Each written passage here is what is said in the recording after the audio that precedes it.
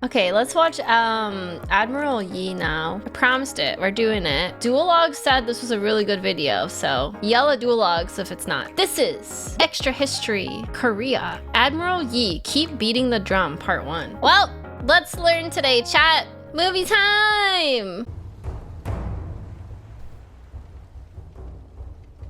Oh. That looks bad.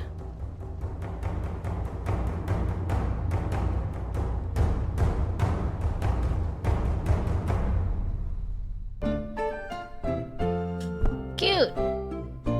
He's probably just sleeping. He's fine. He's fine. The year is 1572, 26 years earlier. A 28-year-old man rides across an open plain. A group of Uma Musume is in this. Okay, sorry. I'm locked in. I'm locked in. military men stand quietly, observing. His horse stumbles. He's thrown. At first, everybody watching thinks he's dead. His leg is horribly bent, broken. But after a moment, he gets up, dragging one leg behind him, Damn. and pulls himself to a willow tree. He binds his leg with its branches, remounts his horse, and finishes the military examination. Holy. He fails the exam anyway, but 4 years later he'll be back. He'll pass, and so will begin the career of one of the most glorious admirals of all time. It's strange that this man even decided to join the military. Korea had known 200 years of relative peace, threatened only by the occasional raids from the Jurchen tribes on the northern border and pirate crews plying the nearby sea. The military was not a highly respected career choice for a man of noble birth. Taking the civil service exams and joining the ranks of the Confucian court was a much better way to achieve power and success. And yet this man, Yi Sun-shin, though he was schooled in the Confucian texts, had dreamed of being a soldier since he was a little boy. Okay.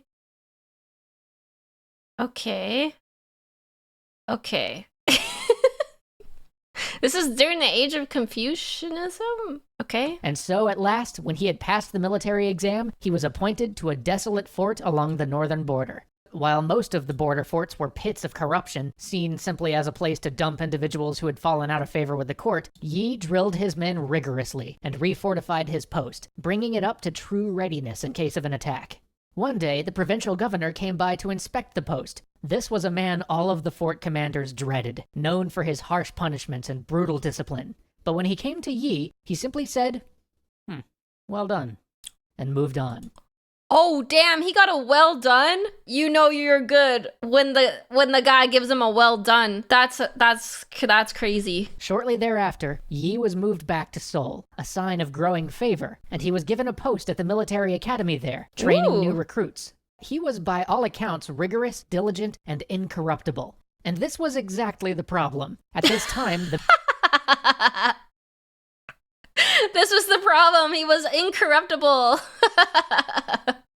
military academy was actually a tool for younger noble sons to jump up the ranks quickly, and for courtiers to channel their favorite people into the cushiest assignments. And Yi was not cooperating. So, after a short stay in Yi's like a real paladin. Too base for the court. Seoul, he was booted back to a provincial assignment. By July, though, he had secured a position running a naval garrison and was rapidly rising up the ranks again. But here, too, he was schemed against by corrupt officials. Many attempts were made to have Yi removed, but each one he parried expertly until, one day, one of his previous superiors from the military academy, one who Yi had rebuked for corruption, was called to his province to do an inspection. Seeing an opportunity for revenge, the inspector wrote a report castigating Yi, saying he was completely negligent. When the report got to Seoul, Yi found himself dismissed from the military entirely. 4 months later, though, he was vindicated. Found innocent of the charges against him, he was returned to service, but not the Google Docky! No, not the Google Docky! Oh wait, just kidding, it's fine. Demoted to the lowest possible officer grade. He might have languished at this menial post, but at last his diligence was finally rewarded when he was brought back to meaningful duty by none other than one of his former rivals. One of the fleet commanders who Yi had served under while maintaining the naval garrison had been transferred to the northern frontier, and knowing that he'd need good, capable officers, he requested Yi be sent with him. Soon, though, it became clear that Yi was needed to garrison a fort on the Tumen River, which was one of the demarcation lines between Jurchen and Korean territory. Jurchen raiders roamed far south of the Korean border, looting and pillaging at will. Raids had nearly overrun the nearby frontier province, and so Yi took up the post. He drilled his troops until they were in top shape, and knowing that simply shoring up the defenses wouldn't be enough, I like how his rival asks for him to help him out when he actually needs somebody good to fight with him, but like screws him over the whole time until he actually needs help. And he's like, actually, you know what? I know we screwed this Yi guy over, but let's get him back. Let's get him back here, because I'm a scared little baby. Laid his troops out for an ambush, and then lured the raiders into Korean territory. He fell on them with a ferocity and a swiftness they had never seen in Korea. Within hours, the tribes were smashed, and their power shattered. Wow. They would never again be such a threat to the province.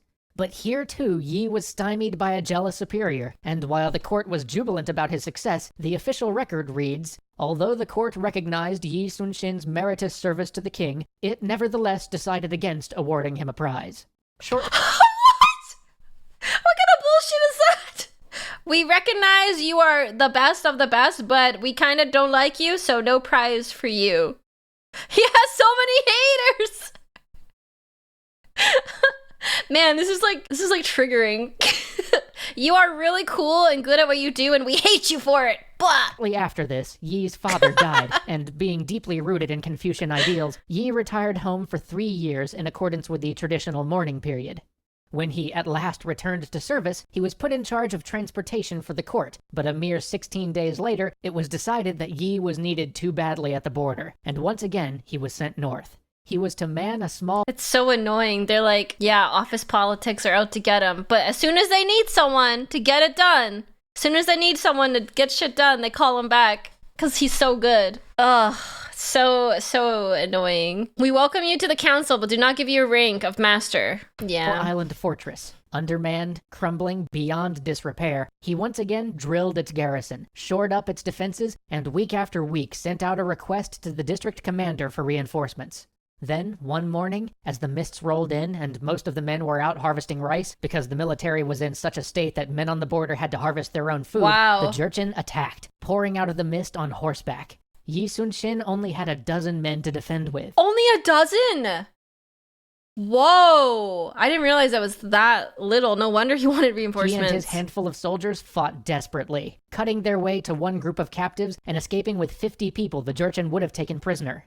But by this time, you know the story. In order to avoid blame, Yi's superior, a man named Yi-il, blamed the entire defeat on Yi Sun-shin. He had him brought back to the capital, tortured, and put on trial in an attempt to have him condemned. So they tortured this man! What the? That Yi-il could avoid any of the blame. But Yi Sun-shin did not crack under torture, and when it came time to take the stand, he said this to Yi-il.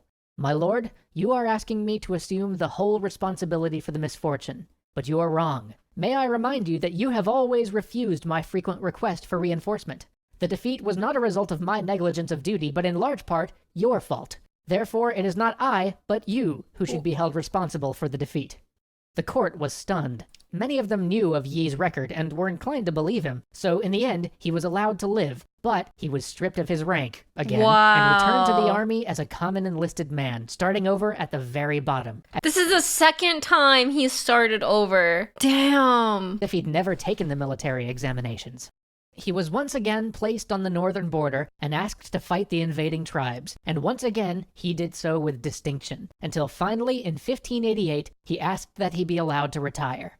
But storm clouds were gathering over Korea, and some, especially his longtime friend, a man named Ryu Sung-young, recognized that soon the country would have need of good military men. While Yi had struggled through his career in the military, Ryu, his childhood compatriot, who had been his companion in games of war, had risen to be Prime Minister of Korea. What? It was actually through Ryu's influence, and because of his subtle aid, that Yi had time and again survived the machinations held against him. Holy. Now, Ryu planned to see that Yi... Well, that's lucky his best friend from childhood is the Prime Minister.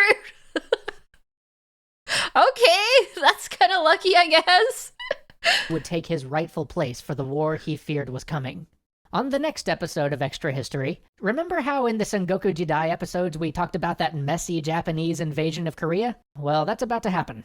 Join us as Yi and Ryu take on the Japanese forces, as we delve into the differences in government, technology, and arms between these two nations, and as we explore the first few disastrous weeks of this war. That's crazy.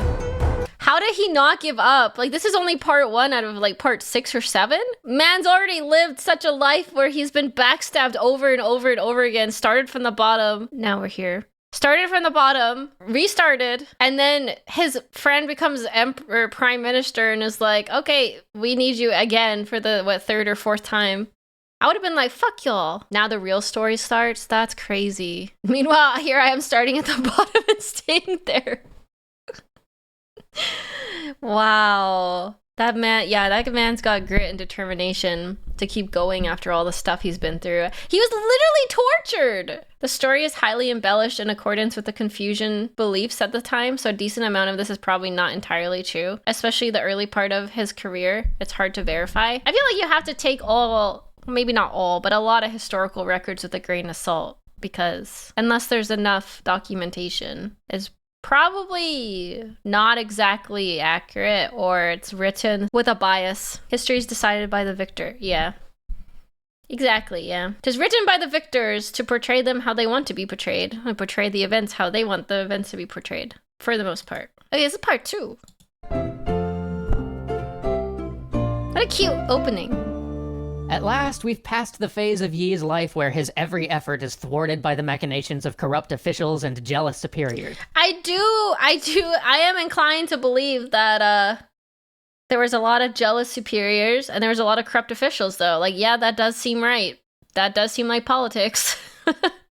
Especially if Korea was really corrupt at the time, like some of you were saying. Finally, we can begin the story that sees Yi rise to be the national hero of Korea. But first, we have to talk about the 2 contrasting states that are about to meet in bloody battle. Korea and If you Japan. watched the Sengoku Jidai episodes, you'll remember— But not the stimdom, right? Yeah. Not the stimdom. Nope. that Japan had just come out of 100 years of ceaseless war. Their entire society was built off of a martial hierarchy, where the most glorious thing a man could do was fight.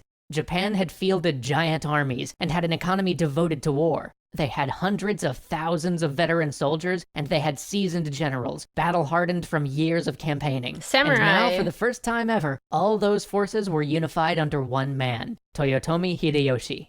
The Korean state had, by contrast, been mostly at peace for 200 years. The state itself was a Confucian bureaucracy, which should have meant that it was an enlightened meritocracy, but in truth, the Korean government was rotten to its core.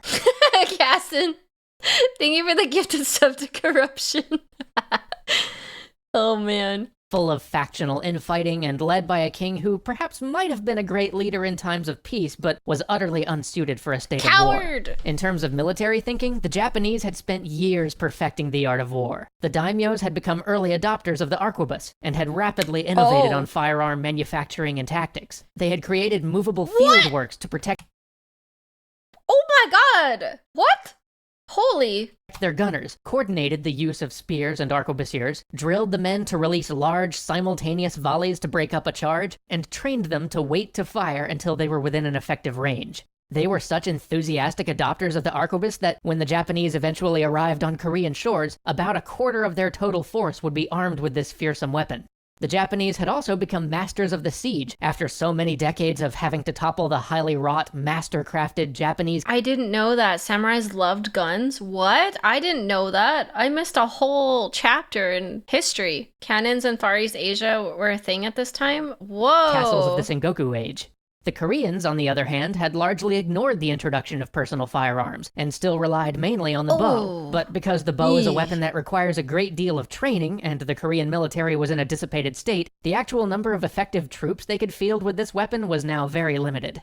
The lists of who they could call to military service were all out of date, and so the initial mustering of forces would lag behind, and Korean defensive works were mostly just simple stone walls atop hills or mountains. But the Koreans did have 2 advantages. Since the war that had been burning through Japan for the last 100 years was a civil war, and thus mostly land-based, Japan hadn't built up its navy nearly as much as their other armed forces. Oh, yeah. Additionally, while Japan produced vastly superior handguns, the Koreans had developed better naval cannon. And this all makes sense when you think about what both of these forces were used to facing. Japanese forces were used to fighting large, organized land armies, and so they'd focused on developing the weapons and techniques required to counter them. Whereas Korea had mostly dealt with pirates and raiders, so they built cannon to help defend their coast, and they built simple hill forts, so It's like a cardboard box.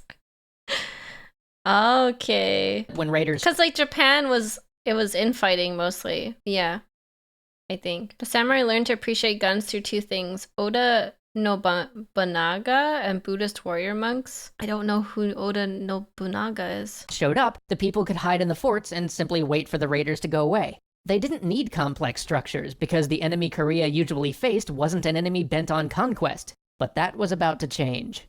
Between 1587 and 1592, emissaries raced back and forth between Japan and Korea. Hideyoshi wanted the Koreans to just let him march his armies through their lands in order to attack his intended target, China. But besides the fact that letting giant foreign armies march across your country is generally a bad idea, the Koreans also happened to be tributary allies of the Chinese with strong cultural and economic ties, so letting this army march through uncontested was out of the question. Hey, we're just gonna scooch by you here.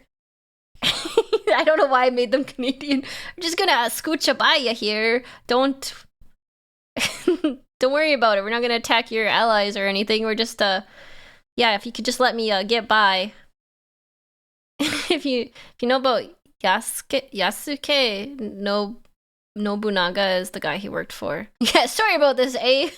We're off to kill your friends. Mind if we come through?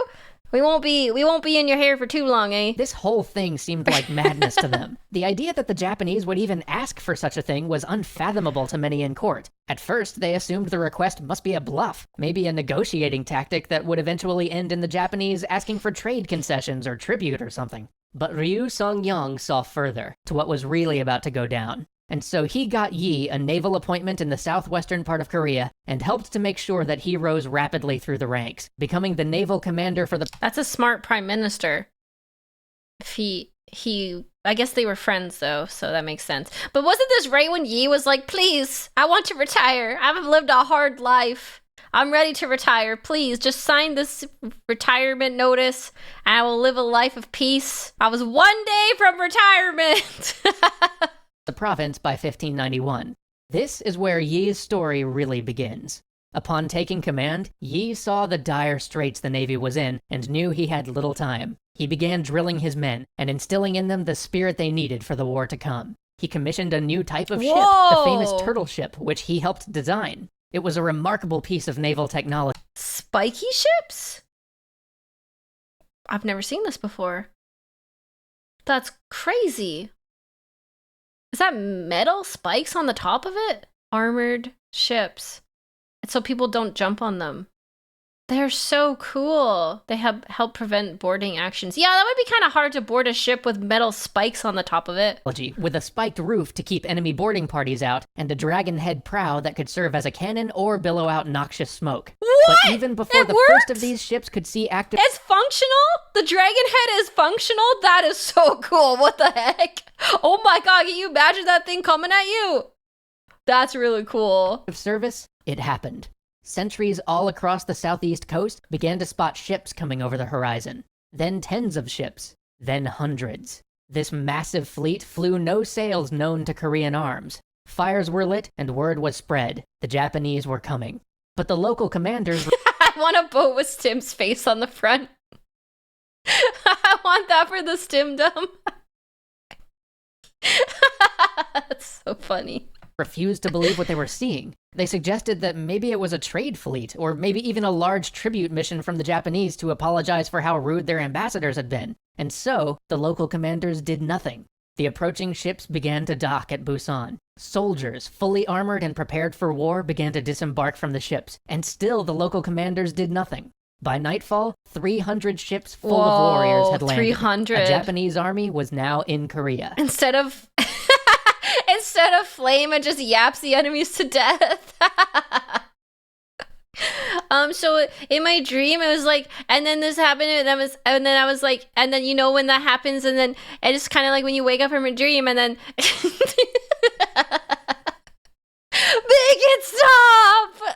Finally, the commanders realized what had just happened, but by now it was far too late. With well over 100 heavy Korean ships of war at the ready, they had just sat and watched this happen without even moving a single one of those ships out to scout the fleet. If they had, they would have found out that this was a Japanese commander acting against orders. Eager to be the first to Korea, he had sailed his fleet before their warship arrived. Turns out nearly all of those hundreds of ships were unarmed transports. Oh! No match for the Korean Navy, which still sat anchored at port doing nothing.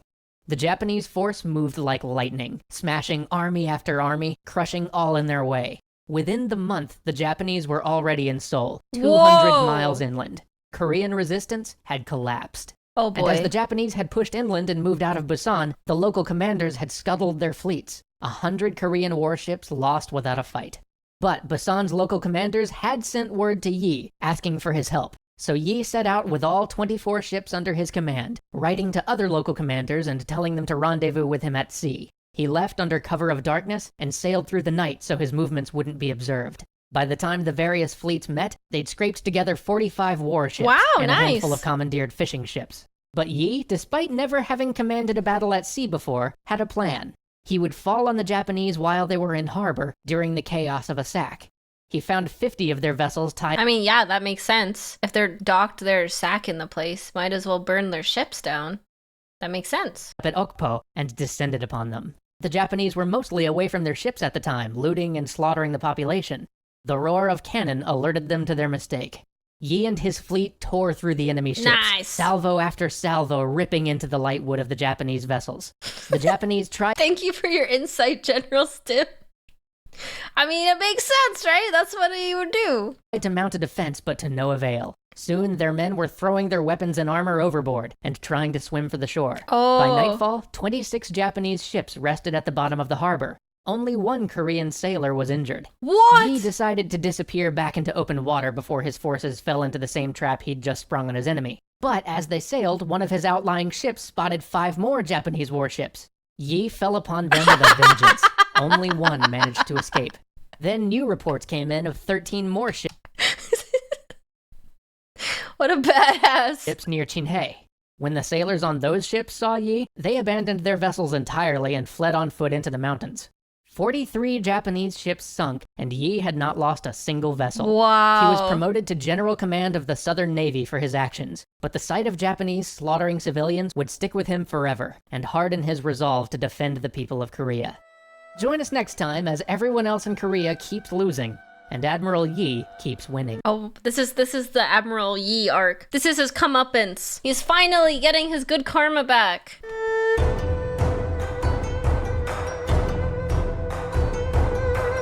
Okay, part 3.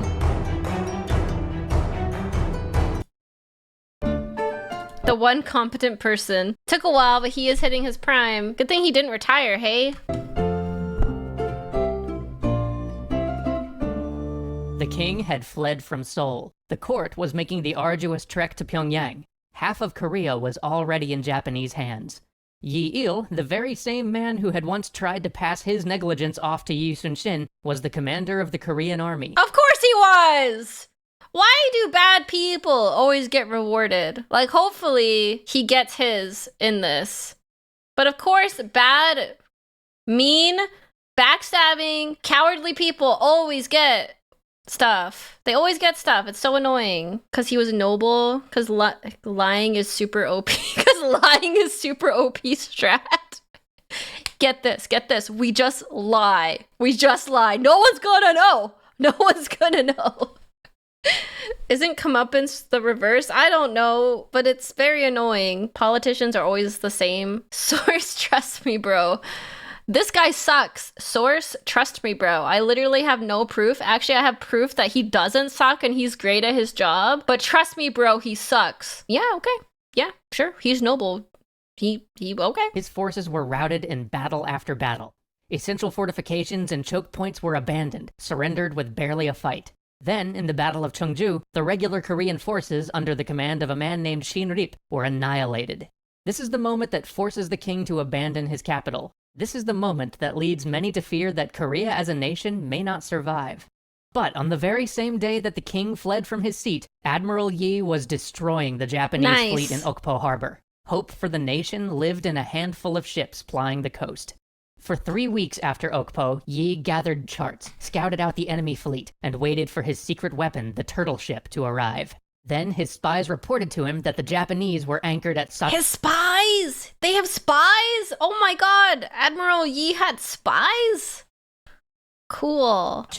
This was too near his personal headquarters for comfort, so it was time he tested out the turtle ship. It was time he drove them off. But when his tiny fleet of 26 ships arrived... Spies have always been a thing. Everyone had at least some spies. Spies to me are so like, I don't know. Part of it feels like it's like not real because it's like shrouded in mystery. I know like spies are real still. Like they must have spies. But it's such like a fantasy kind of thing that to think that like spies are a real profession. Like what do you do for a living? Oh, I'm a spy. I'm a master of espionage. Spies are romantic. Yeah, it kind of is like a weird like mystical thing, you know? Like I can't imagine that there's spies like in this day and age, but there is, obviously. It's just such a weird concept. Spies are part of why lying is OP. It's been that way forever. That's true. Outside Sachin, he saw that the Japanese arquebusiers had taken up positions along the cliffs above the harbor. If he were to attack, they could pour down fire on his ships. He pondered this for a moment. Then he sent a small detachment to sail within sight of the Japanese fleet. Once they were sure the Japanese had spotted them, they turned and fled, and the Japanese gave chase. Baiting them. But the retreat was feigned. As soon as the Japanese fleet entered open water, Yi fell upon them with his entire force. His turtle ship plowed into the middle of the Japanese armada. Cannon fire rang out from all sides. Ships splintered. Imagine being the Japanese and seeing your first turtle ship. Like, what in the hell is that thing? What? Spies weren't really as secret mission-y. It's more like leakers. They're just leaking to their employer or bribers. That's true. I guess, yeah, that's true. It just seems so, like, I don't know. It just seems so mystical to me. Why does it have a green dragon lady on the front? Dirt and burned in the setting sun. The Japanese tried to close in, but they couldn't manage to board the covered turtle ship. With the Korean warships surrounding them and the turtle ship in their midst, the Japanese fought a hopeless battle until all 13 of the ships that had pursued the Koreans to open water were at the bottom of the sea. Not a single Korean vessel was lost. Wow. After the battle, as his commanders gathered for a debriefing, Yi loosed his coat, pulled out a sword, and dug out a bullet that had lodged in his shoulder. His sub-commanders were amazed. To maintain morale, Yi had let no one know that he'd been injured in the fight. But as they all sat... Damn, this guy's aura farming. What? I mean, if my admiral dug a bullet out of his shoulder in front of me and was like, no big deal, I would be like, yeah, okay, I'll do anything for you. Yeah, okay, that works. That would be great for morale. That's crazy. Dumbfounded, Yi simply began to brief them on what to do in case of a counterattack. The next day, local fishermen reported to Yi that the Japanese were anchored at Dangpo and that their men were sacking the city. Yi ordered his fleet to move with all haste. He would not let another Japanese slaughter go unanswered. When they reached the harbor city of Dangpo, he once again smashed through the enemy line with his turtle ship, positioned it right next to the enemy flagship, and buried shot after shot in its side. With his turtle ship in their midst, the enemy couldn't maneuver, and because the turtle ship had heavy guns on all sides, it couldn't be flanked. It simply loosed salvo after salvo at everything around it. And while the turtle ship caused chaos, the rest of the Korean ships surrounded the Japanese and trapped them in the harbor. At the height of the battle, one of Yi Sun-shin's sub-commanders, Kwon-jun, stood upon the deck of his vessel, drew his bow, and loosed an arrow at the enemy admiral. The shot found its mark. 2 of his men then leapt upon the enemy flagship and cut off the Japanese admiral's head. Seeing their commander's head held aloft, the Japanese were thrown into a panic. Command broke down, and in the chaos, Yi's ships sank the Japanese vessels one by one. As night fell... Holy shit! Oh my god! That's metal! What the heck? I mean, I guess that's one way of asserting your dominance. Damn! And the Koreans withdrew. Not a single Japanese ship remained.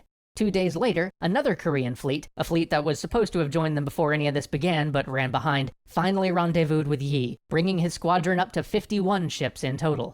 With this larger force, he began to chase down rumors of another anchored Japanese fleet sacking a Korean town. The rumor turned out to be true, and again, Yi pounced upon the Japanese while they were disorganized, plundering a town. Again, Yi sent his turtle ship into their midst, and again, he used a feigned retreat to lure them out into open water, although this time he did it to keep the Japanese from fleeing to shore if they were defeated. Again, they followed, and again... The Japanese gotta stop following these turtle ships! Like, how many times? How many times they're gonna be like, yes, get them! Get those turtle ships! Oh no! There's more! Like, ridiculous. What? Who could have seen this coming? There's more. They did not have naval tactics. I don't got naval tactics, and even I know not to keep following the same ships to my death each time. Not like they had communication. Oh wait, that's true. How did they communicate on ships? I never thought of that. Wait, how did they communicate to the other ships? With flags? Messengers? Flags? Yeah, I know pirates had flags. There's just one guy waving a flag saying, "Don't follow them! No! Stop! Don't! No! Look at this flag! I said stop!" Oh, damn. Sim, if there were no survivors from previous battles, who could have told them about the Korean attacks? I mean, that's true. I guess I just thought word would have spread. Huh, wonder why Jim is waving that flag so quickly. Must be nothing. Upon his signal, his fleet turned upon their pursuers. Again, the Japanese admiral fell in the battle, and Japanese morale broke. Again, the Koreans trapped the fleeing vessels, and again, the Japanese fleet, 26 ships in all, was destroyed, without a single loss for Yi's forces. Also, how are they not getting any losses? Like, did the Japanese ships not have cannons? Like, how could they not get a single loss? Are they not shooting these turtle ships? Like, they have to... I don't get that. I don't get it. How are they not sinking a single ship? Again, this is mostly from the Korean point of view, so it could be slightly exaggerated. That's true. Shape of the turtle ship helped to avoid direct cannon hits. Japan did not invest a single coin in their navy. Japanese ships are built for boarding. Oh, I guess, yeah. They didn't... that makes sense. Japan had bad cannons. That's true. Okay, that's true. Because in the start, they said that Korea had the cannons, Japan had mostly guns. That makes sense. Turtle ship was OP. Upon hearing of all this, Hideyoshi was furious. He was so close to conquering Korea. His men had taken Pyongyang. The Korean court had been driven all the way to a tiny border village. Any further and the king of Korea wouldn't even be on Korean soil anymore. There was only one province he had not yet been able to overrun, Chola, where Yi was based. And without control of the sea, he couldn't resupply his massive army in the field. Yi must be destroyed. The order was given. There would be no more land raids from his navy until Yi's fleet was at the bottom of the Tsushima Strait. He ordered his admirals to pool their forces and to form a massive fleet to sweep aside this admiral that was causing him so much pain. The three main Japanese admirals were to gather their fleets in Busan, but the admiral with the largest fleet, Wakisaka Yasuharu, decided that bringing the fleets together was taking too long. Side note, if you watched our Sengoku Jidai series, this is one of the men who would eventually betray Ishida at the Battle of Sekigahara. Anyway, eager for glory and unwilling to wait for the rest of the Japanese forces, he set out with his 73 ships. That's bad. That's bad. That's bad. Why wouldn't you wait, dude? Just wait. Wait a couple days. Like, what glory is there? They're all dead. Foreshadowing. He wants to be a war hero. He wants to be that guy. He wants to be the main character. I mean, why wait? He had 73 of the best ships in the Japanese fleet, and he knew Yi's armada, however devastating they might have been so far, was a small force. But Yi hadn't been idle after his last battle. He'd been drilling his men in new tactics and constructing additional ships. With these new additions, his fleet now numbered 56, and most importantly, with 2 new turtle ships he could bring to bear. On July 7, 1592, a local farmer came to tell Yi that he had seen a huge Japanese armada, at least 70 ships strong, in the Kyonerang Strait. Yi had his fleet there by the next day. Knowing that he couldn't maneuver in the strait, Yi sent out 6 of his ships to lure the Japanese, and sure enough, the entire Japanese force followed at all. Not again! No! No, not again! Let's bait him in. Let's follow these guys into we'll funnel them through the strait. Surely nothing bad will happen. I will not be ambushed right near this guy's capital town, on his land, in his waters. Surely. Have you heard the definition of madness, Yi? To be fair, without why wait for the rest guy, that does make sense. They can't keep getting away with it. Haste. But this time, the Japanese faced yet another surprise. This technique of luring out the Japanese had been working so well that Yi had trained his men in a special formation called the Crane's Wing, where they would form a U around the enemy vessels that chased his ships, compressing them from all sides, making them easy targets, and leaving them no room to maneuver. The Crane's Wing descended. The sound of cannon fire... This guy doesn't quit! This guy doesn't quit! He's still cooking up new strats! Oh my god! Ripped the air. One of the largest naval battles in world history raged for hours. But when the smoke cleared, 47 of the Japanese ships were sunk and 12 were captured. Only 14 of them escaped to the harbor at Busan. And still, not a single Korean ship was lost. No, what? Okay, wait, what? I can't believe this. I can't believe this anymore. Not a single ship? How? Literally how, Yi? There's no way! What? Yi was informed of the location of the other two admirals' fleets. They were anchored together at Ungulpo. Yi saw the opportunity for a decisive blow, and so he set his vessels fresh off the last battle towards another attack. This time, though, no matter what he tried, the Japanese refused to be lured out of their position. Okay. So Yi sent his ships in small assault squads, using their superior range to hammer the largest of the Japanese ships, then moving clear so another squad could circle in and fire. Oh my god, he's cavalry cycling, but with boats. He's doing it! He's doing it! The battle was long and bloody. Though still none of Yi's ships were sunk, between the action outside of Kyonerang and the Battle of Ungulpo, hundreds of his sailors were wounded. It was the most damage the Japanese had done to Yi's fleet to date. But the majority of the Japanese fleet in the harbor was destroyed. Only a few ships remained, and these Yi ordered not to be touched, because many of the Japanese soldiers had fled to the nearby shore, and, as he said, many brigands escaped into the mountains where local inhabitants have taken refuge. He's really good at macro. He is. Parthian tactics on the water is insanely cool. If all the Japanese ships were to be burned, the brigands would massacre Korean citizens in revenge.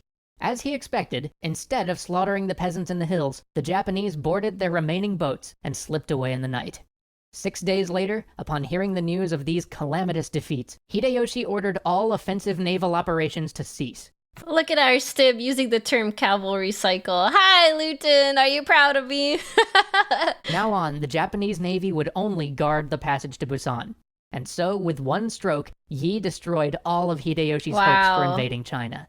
And without being able to resupply from the sea, even the Japanese efforts on the Korean peninsula were in jeopardy. The supply lines to the forces occupying Pyongyang were sorely stretched, and pursuing the Korean court any further became effectively impossible. Though the Korean army had been beaten on land time and time again, Yi had saved Korea. But the war wasn't over. Join us next time for Yi's attempt to land a finishing blow, treachery, and perhaps the greatest last stand in naval history. Oh, there's more? I thought it would be over. Okay, I do have one question though. I don't think they told us. It's kind of crazy when you think about it. This is one admiral. Just Yi has done all this. Versus what, 3 or 4 Japanese admirals? Like, how is he so fast? Or his turtle ships faster than the Japanese ships? Because he's just like getting everywhere. Like, you think they would have, I don't know, when the Japanese try going to a different port or something? He was the defender, so he is in one place. Like, couldn't they try going like the other way around or something? That's nuts to me that he kept finding them and getting them. Like, what if the Japanese went like around both sides of the island? Like, what would he do then? He's considered one of the greatest admirals of all time for a reason. This is over the span of months, Stim. They just didn't have the experience. Korea's not an island, Stim. Wait, it's not?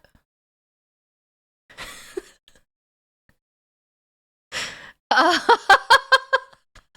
thought they could just go the other way around the island.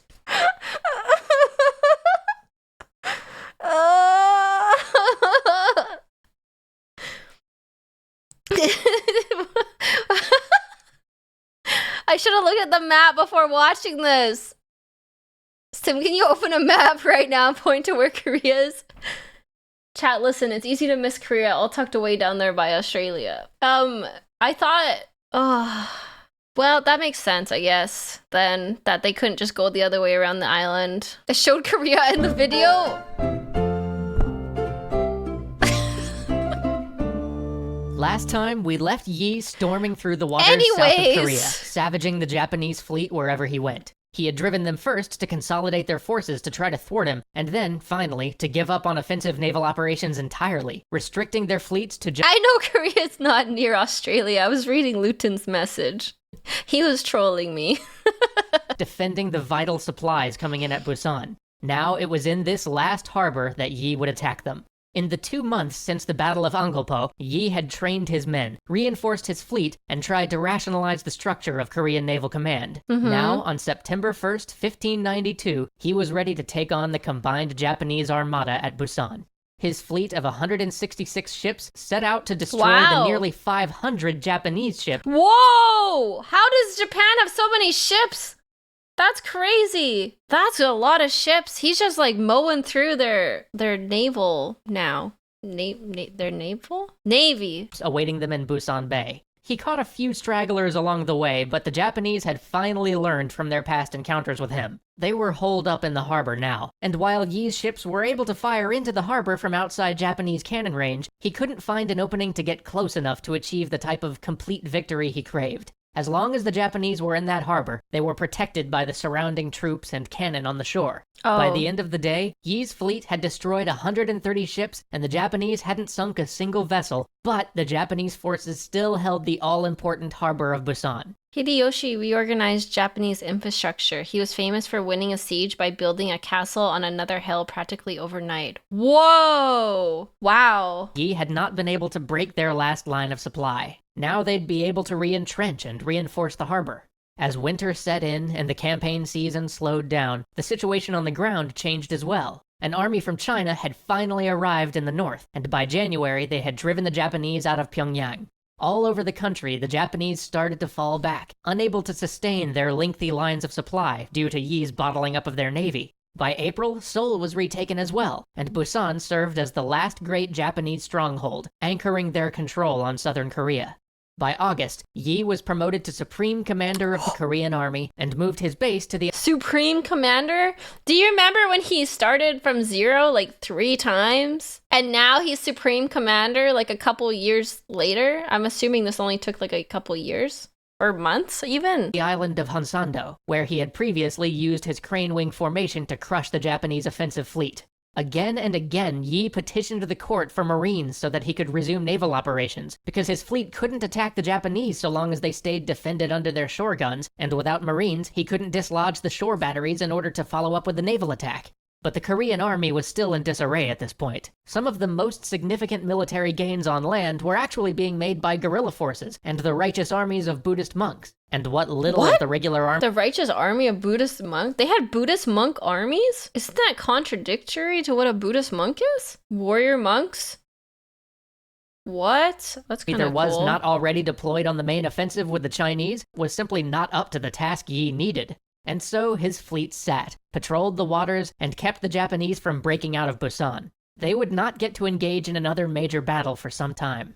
So instead, Yi focused on You do not mess with Buddhist warrior monks. They stopped Oda Nobunaga conquering Japan twice. Buddhist warrior monks are just one of those things that are confusing to most people. There's different flavors of Buddhism. Interesting. I know there's like monks that do like, what's it called? Martial arts? I didn't know they were actual warriors and allowed to fight and kill people? Huh. I didn't know that. Don't mess with Buddhist monks. They're super scary in this time period. Interesting. Okay. Isn't like the law of Buddhism like not to harm any living creature or something? One of the things? I don't know much about Buddhism. Monks are very chill in peace times, but they do not hesitate to return the peace by throwing hands. Turning his island base into a production center. With the country ravaged by war and most of the working-age men conscripted into the army or the navy, the central government couldn't provide Yi's forces with the food, lumber, or weapons he needed to keep his men fed and his fleet in top shape. So he invited refugees to come to his island. He would protect them if they would work the land. At first they were just producing grain, but soon they were harvesting salt and timber. Then the production facilities grew to handle boat building and Okay. He took refugees in if they would work for him? I mean, sounds like a win-win. A lot of Buddhist temples in Korea and Japan basically operated as tiny independent kingdoms, so their warriors were experts at kicking butt. They had to be to fight off bandits and various governments trying to conquer them. Oh, that's interesting. Okay. Uniform manufacturing. Soon there was a full-fledged R&D wing on the island. What? With great forges to produce goods of iron. The first Is he creating his own country within a country? What the heck? He's an admiral, but now he's acting like a emperor, prime minister. Really successful Korean muskets were forged here by What? Yi's research team. But as Yi was making his navy self-sufficient, the land war in Korea slowly ground to a stalemate, and peace talks began. The talks wore on for 3.5 years, until in September 1596, negotiations broke down, and Hideyoshi prepared a second invading force of 141,500 men to head to the shores of Korea. As this new invasion force was setting sail, the Korean court received a letter from one of the Japanese commanders, in which he appeared to be selling out one of his counterparts, telling the Koreans exactly where his hated rival's fleet would be sailing, and suggesting that if only Admiral Yi Sun-shin would sail there, he... This is fishy. Surely this isn't a trap. Oh my god! You need to go here, to this spot on the map! Trust me, bro, it's... I just want to help. You need to be at this exact spot at this exact time. Trust me. I just want to help. Specifically send Yi though. That's gotta be him. It's gotta be him. He could wipe them out and do everybody a favor. Now, Admiral Yi heard this and laughed. Yeah, nice try. He refused the order to sail his fleet into an obvious Japanese trap. But Yi's childhood friend, Ryu Sung-young, had enemies in court, and when they heard of Yi's refusal to follow orders, they seized on this opportunity and had Yi tried for treason. Ryu could do nothing to save him. Yi was ordered to return to Seoul for— Again? They keep doing my man dirty again? What? He's the Supreme General! What do you mean? His punishment. His replacement as head of the navy would be Won Kyun. This was the guy who'd sat and done nothing when the Japanese ships first invaded, and then promptly scuttled his own fleet. A fleet 4 times as large as the one Yi had been using to inflict such heavy losses on their enemies. Yi was nearly sentenced to death for his insubordination, but there were still those in court who saw his value, and though they— No kidding, he's the only reason you're not conquered, what do you mean? That is the stupidest thing I've ever heard. Let's put the man who saved us and our country into jail because we don't like him. Ah. Never let a thing like facing a losing war to get in the way of petty vengeance, Stim. We won't kill you because we might need you later. Damn. This is making me actually angry. I'm so angry right now. Couldn't save him entirely, they did save his life. He was once more reduced to the rank of a common soldier and sent off to fight with one of the armies. But not long after he arrived at the army, the Japanese tried the same trick again. They sent the court a letter, this time informing them of a large transport fleet that was on its way, and saying how easy it would be to pick off these transports if they hurried. Won Kyun was ordered to intercept this juicy target, and he immediately set sail with every ship Yi had built. But when he reached the waters near Busan, he was shocked to find not an unarmed transport convoy, but a massive war fleet of 5... Shocked Pikachu face. What? No! What? It's not a transport ship!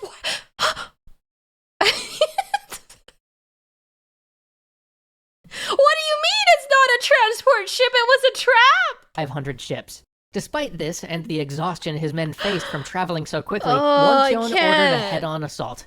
The winds picked up, and a gale began to form. Won Kyun couldn't keep his fleet together. Soon, some 30 Korean ships were burning, having drifted close enough to the enemy that, for the first time in the war, the Japanese could deploy their preferred form of naval warfare, boarding parties. In a panic, Won Kyun ordered a retreat and fled to the island of Kadokdo, where he ordered his men off the ships to resupply. What he hadn't realized was that this island was under Japanese control. As his men searched for fresh water, they were set upon by the Japanese island garrison. You went to literally the worst place you could have gone, dude! What the heck? How does it keep getting worse? Who put this guy in charge? What? And slaughtered. Those who escaped fled back to the ships without any of the supplies they desperately needed. Then the fleet just sat there. Tactical genius. Oh no. Deflated and listless. Commanders asked for orders, but Won Kyun had none. Though Busan itself was not far away, he didn't even send out scouts or reposition his fleet. Then, on the night of July 15th, guided by a full moon, the Japanese struck. Won Kyun's forces were in a disadvantageous position. His men were fatigued from lack of supply and demoralized by their loss and the days of waiting.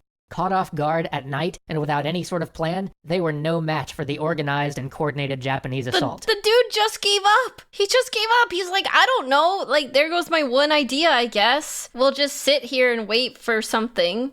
He gave up! Even abandoning ship couldn't save them, as those that made it to one of the nearby shores found themselves face to face with the Japanese army, who were silently waiting there for any stragglers who might try to escape, and were quickly cut down. Ooh. Of the fleet Yi had so carefully built, only 12 ships escaped, saved by one of the sub-commanders who had tried to warn Wonkyun of the danger they faced. 157 Korean ships were lost that day, including every turtle ship ever built. No, not the turtle ships! So with only 12 ships left in the entire navy, we had how many battles of Yi losing 0 ships? One battle with the new guy loses all the turtle ships. That's a gut punch. That's awful. Who did Korea call upon?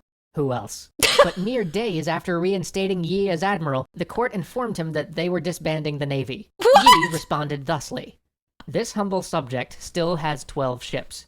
However small the number may be, I solemnly swear I will be able to defend the sea if I prepare myself for death to resist the enemy." And so, they let him. If I was Yi at this point, I would have said F you. What? I don't, like, he must be built different. Because, like, he keeps coming back to save them. And I would have been like, F you. I hope you burn. I wouldn't have came back. He just keeps going. He just keeps going. Like, how is he not bitter and like depressed and like spiteful at this point? He's just like, yeah, sure, I'll do my best. Man loves his country. He loves his country so much, even though they screwed him over, tortured him, almost sent him to death. That's crazy. So Yi plotted and pondered where he would make his last stand. This would be it. This one decision would seal the fate of Korea. He studied charts and tides, and finally came to decide on Myeongyang, the Roaring Strait. This particular strait had a strong current, but unknown to the Japanese, its current had a strange property. Every 3 hours, it changed direction. It was upon this unusual current that Yi would gamble everything. On September 16th, the Japanese fleet, looking to destroy the final remnant of the Korean Navy, found Yi's scouts at the mouth of the strait. They chased the scouts into the strait, and that's when Yi fell apart. They did it. He did it again, folks. He did it again. Baited. He baited them. He can't keep getting away with this. Yi's flagship dashed into their midst, roaring cannon and tearing through Japanese timber. But his ship fought alone. The rest of his navy, possessed by fear at facing such a large force, had lagged behind. Eventually, though, seeing the havoc Yi's ship was wreaking on the enemy, they took heart. Messengers were sent from boat to boat with a mix of inspirational words, threats, and the hope of victory. And soon, the rest of Yi's tiny armada... Wait, did he have to send guys over there to be like, we can do it! Believe! Come on, it's not that bad. We got this! dove into the fray. Then, a stroke of luck. The enemy flagship was blown apart by friendly fire, and the Japanese began to waver. Some of their ships began to turn about to fall back. And it was just at this moment that the water's current turned. The strait was too narrow for all the Japanese ships to maneuver around each other, and with the current roaring against them, ship slammed into ship. They tried in vain to retreat, tangled, ships smashing into one another, screams and chaos, and over it all, the roaring water. With the current now on their side, the Koreans gave chase, laying into it. Wow, okay, that's really smart. He planned to do it there because he knew the currents would smash their ships apart because they're so big and, I don't know, big? Enemy ships on either side, a hail of fire and arrows. The Japanese boats burnt and sank. 133 vessels had come to crush this tiny remnant of Korean Navy, and 31 of them wouldn't be returning. Yi, even when facing odds of 10 to 1, had once again not lost a single ship. Wow. Word of Yi's victory spread. As his tiny fleet sailed, one by one, other ships began to show up. Ships that had been thought lost. Ships that had been hiding after the previous... Oh, he inspired them to come out of hiding, to join his fleet again. They're like, is that Yi? Is that my man Yi? I'm back. Put me in, dog. Disaster under Wonkyun. These ships now came to join Yi's tiny armada. Refugees flocked to where Yi's ships were anchored, willingly giving him food, cloth, and iron. And perhaps most importantly, the Chinese, who had mostly limited their naval efforts to guarding ports until now, decided that they could work with the Korean Navy and take the offensive. And so we'll leave Yi rebuilding the Korean Navy until next week, when we see the Japanese invasion ended for good. That's crazy. This man is single-handedly rebuilding the Navy. I can't believe this is a real person. I know it can be possibly embellished. I just can't believe that this is a real person. He was tortured. He was demoted, 4 times? Almost sent to his death, backstabbed by friends and his own government multiple times. All his ships have been destroyed. The Navy was almost disbanded, and he still came back and rebuilt everything. That's crazy. I told you it would sound unbelievable. That's crazy. There's a whole movie about this battle called Admiral Roaring Current Stim? Is there? He most likely had a few crash outs in between. I would think. Okay, let's finish this off. This is the last part of Admiral Yi. Let's see how he ends. Hopefully he has a happy life and retires. When we left off, Yi had crushed the Japanese at the Battle of Myeongyang and was busy rebuilding the Korean Navy after their disastrous losses while he was being falsely accused. Now, just as he's beginning to coordinate with the Chinese Navy on how to prosecute the war, something major happens. Maybe the one event that can truly change the course of this war. Okay. Hideyoshi dies. 6 years and Oh, he dies! Okay. 4 months after the fateful Japanese landing on Korea, the man who started it all, the man who envisioned a vast Asian empire radiating out from Japan, died. This was a sea change. Hideyoshi had been holding the Japanese in Korea by sheer force of will. As soon as he died, the council of men who ran Japan in his stead all looked at one another and said, "Does anyone here actually want to keep fighting Korea?" Okay,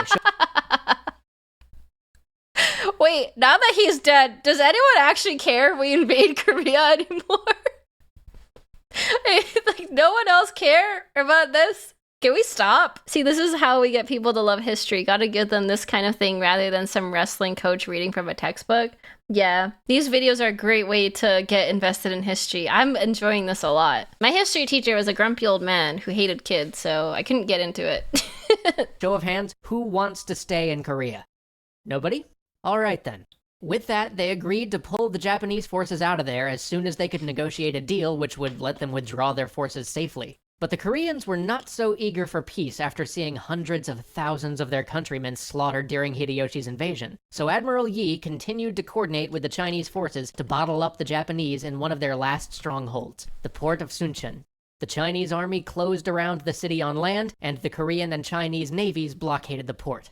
Seeing the situation as hopeless, the Japanese commander decided the best option he had left was to try to bribe everybody. But each time it seemed as though he was succeeding in bribing the Chinese contingents, Yi shamed them into falling back in line. Seeing no hope of peaceful retreat, the Japanese commander had one last plan. He dispatched a messenger boat to slip through the Chinese lines and tell the other major Japanese garrison to deploy all their ships and rendezvous with him as they tried to break their way through the Chinese and Korean blockade. But Yi got word of this plan, and knew that he must prepare. His spies. The next night, November 15th, 1598, long after the sun had fallen below the horizon, and the water had faded from blue to deep black, Yi told his forces to slip away from the blockade. They would try to intercept the reinforcing fleet in the fateful Noryang Strait.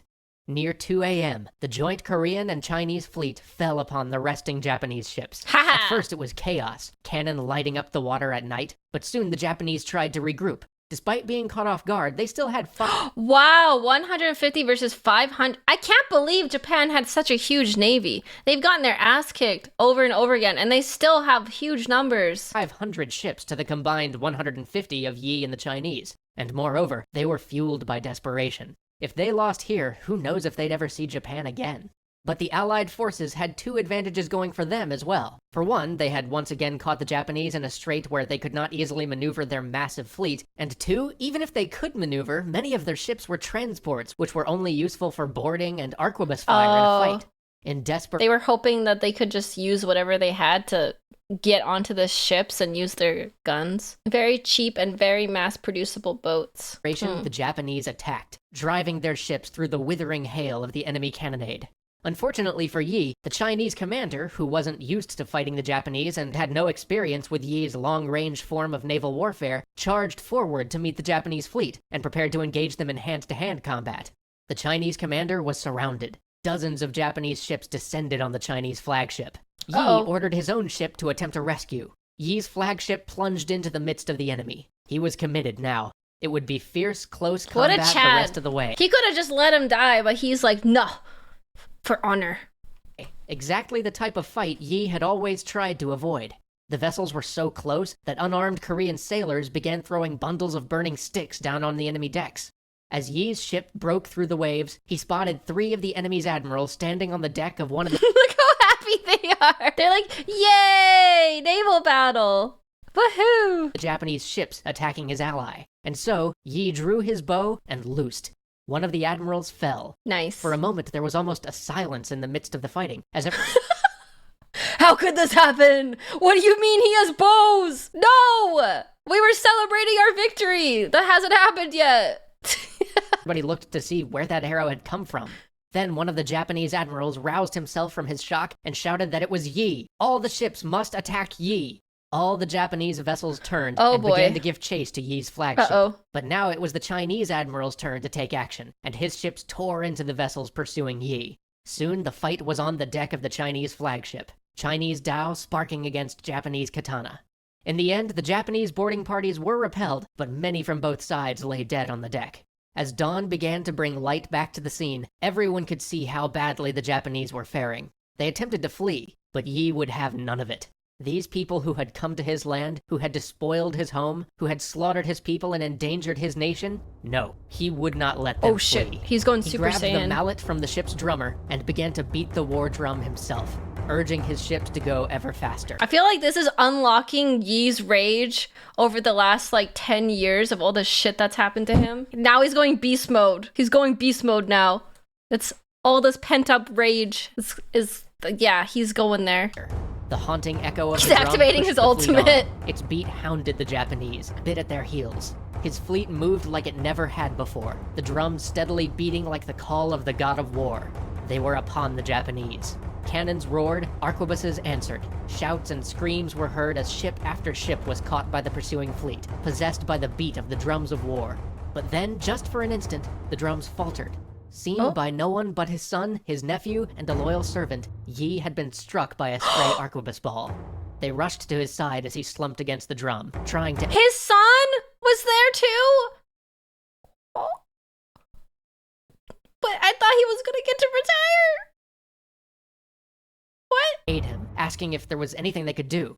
With his last breath, he said to them, "We are about to win this war. No! Keep beating the drum. Do not let anyone know of my death." His son picked up the mallet and continued the beat. Dressed in Yi's armor, his son and his nephew took up the command. For hours, they were Yi, commanding as he would, with all his ability and skill. None of Yi's officers ever realized he had fallen until, as the battle was closing, the Chinese flagship was once again surrounded. Yi's son ordered his ship into the thick. They darted forward, breaking the cordon around the Chinese flagship, helping the Chinese to escape.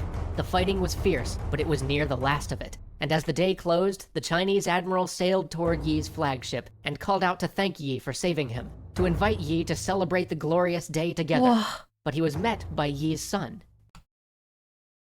I can't even imagine watching. Even Yi's son is like his dad. Watching your father be killed, wearing his bloody clothes, pretending to be him during the battle, just carry out his dying wish. Holy. That is so hardcore. Wow. That's crazy. That's so tragic. Instantly, he knew what had happened, and 3 times he threw himself to the deck, wailing and crying out, "Even after death, you saved my life." This was the last battle of the war. 300 Japanese ships were destroyed or captured. After this, the remaining Japanese garrisons would either be captured one by one by the Chinese and Korean forces, or slip back to Japan to fight one last struggle before Tokugawa's ascension as shogun. At last, the Imjin War was at an end. Hideyoshi's dream of a Japanese empire was broken. Korea was free. But Yi would never see it. Thousands turned out to see his body returned to his small home. An actual war hero. That's crazy. I'm sad. I'm actually really sad that he died. Oh, he died doing what he loved, I guess, for his country. But I'm sad. It's so tragic. Village. Damn. People lined the road and wailed at the passing of a man they may never have met. The Chinese admiral wrote for him a eulogy, and even the court and the king tried to make their recompense.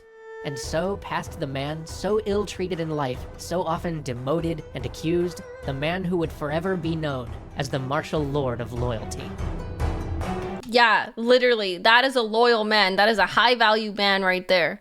He was betrayed, he was backstabbed, he was tortured, he had everything ripped away from him. He started over like 4 times, and he still remained loyal to his country and died for his country. That's crazy. What a high-value man. Wow, that was so interesting. He's the best admiral like ever. Is there anyone that comes even close to that? Admiral Yi. Wow. Nelson? Who's that? Is he British? Because didn't the British have a big navy too? British admiral that destroyed Napoleon's fleet. If you like admiral history, look up Michel de Ruyter, Dutch admiral who took on the British and French armadas at their peak. For God's sake, Stim, what? What did I do now? Britain has a navy? No, I know they have a navy, but I meant like, weren't they one of like the most well-known for having a navy? I remember from the Napoleon videos, their navy was like their thing. They were the navy. Admiral Nelson, the most famous admiral of all time. Of course, Tim doesn't know her. I don't know anything about war. I'm sorry.